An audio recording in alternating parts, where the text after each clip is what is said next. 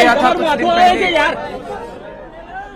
उनका कसूर केवल इतना था कि वो मरी हुई गाय का खाल निकाल रहे थे, चमड़ा निकाल रहे थे।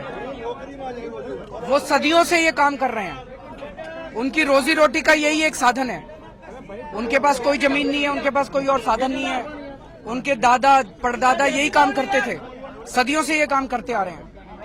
लेकिन उन्होंने बताया अभी कि शिवसेना के कुछ लोग आए और उन लोगों ने इनको इतना बुरी तरह से मारा, इतना बुरी तरह से मारा। आप सब लोग जानते हैं, वो वीडियो उसके कई देखने को मिले हम लोगों को।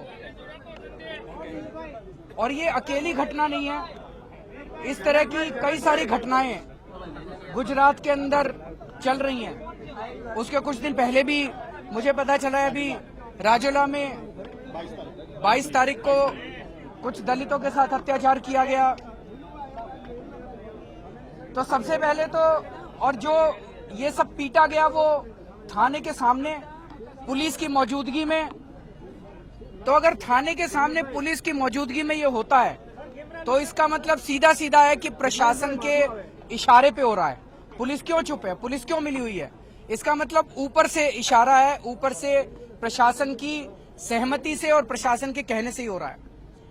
तो सबसे पहले तो जिन लोगों ने ये किया है, अभी वो सब पकड़े नहीं गए हैं। बताते हैं 40 से 50 लोग इसके अंदर जिम्मेदार हैं, 17 केवल पकड़े गए हैं। उन सब लोगों को तुरंत पकड़ के उनको सख्त से सख्त सजा दिलवाई जाए।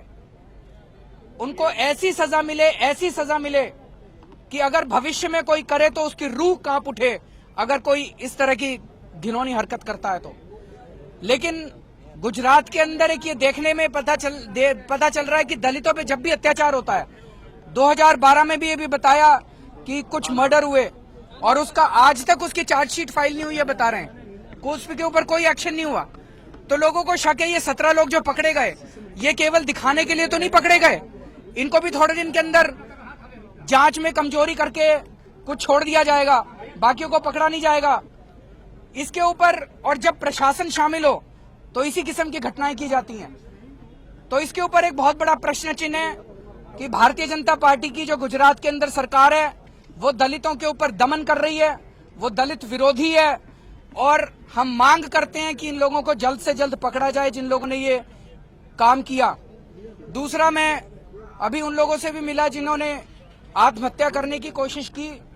उनसे मैंने पूछा भाई क्यों आत्महत्या कर रहे हो? उन्होंने कहा दलितों के ऊपर दिन ब दिन अत्याचार बढ़ते जा रहे हैं। तो मैंने उनको कहा कि आत्महत्या करने से काम नहीं चलेगा, हम सबको लड़ना पड़ेगा। बाबा साहब अंबेडकर भी, उनके ऊपर इतने अत्याचार हुए थे, वो लड़े थे जिंदगी भर, उन्होंने आत्महत्या नहीं की थी। लेकिन जब आदमी चारों तरफ से हताश हो जाता है तो ये लोग इस किस्म का कदम उठाने के लिए मजबूर हुए। मैं कहना चाहता हूं सारे समाज से, प्लीज आत्महत्या मत कीजिए, आंदोलन करना पड़ेगा, हमें आंदोलन करना चाहिए, सबको मिलकर आंदोलन करना पड़ेगा। सारा देश आपके साथ है और आत्महत्या इसका समाधान नहीं है, नंबर 1। नंबर 2, मुझे पता चला है कि जो लोग आंदोलन कर रहे हैं उन लड़कों को पकड़ के उनके ऊपर फर्जी केस डाले जा रहे हैं, उनके ऊपर फर्जी मुकदमे किए जा रहे हैं, उनके ऊपर फर्जी, और उनके लड़कों को जेल में डाला जा रहा है जो लोग आंदोलन कर रहे हैं। ये भारतीय जनता पार्टी की सरकार कैसी सरकार है? बिल्कुल दमन के ऊपर उतर आई है।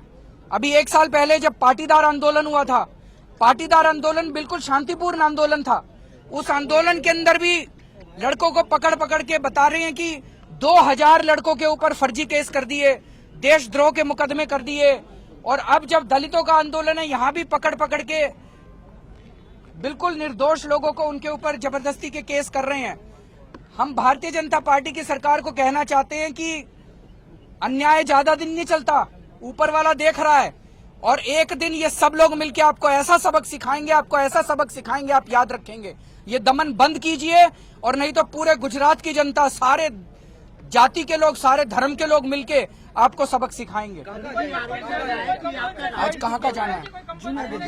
हाँ, मेरी ये मांग है कि इनको जो लोग अभी जिन्होंने आत्महत्या करने की कोशिश की और जो लोगों को पीटा गया, उनको सबको कॉम्पेंसेशन दिया जाए, उनको सरकारी नौकरी दी जाए। आम आदमी पार्टी के कोई आप आरोपी के आए हैं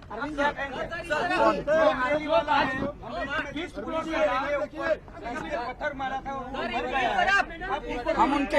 हम उनके पुलिस जो पुलिस वाले की मौत हुई है, हम उनके घर भी जा रहे हैं पुलिस वाले से मिलने के लिए।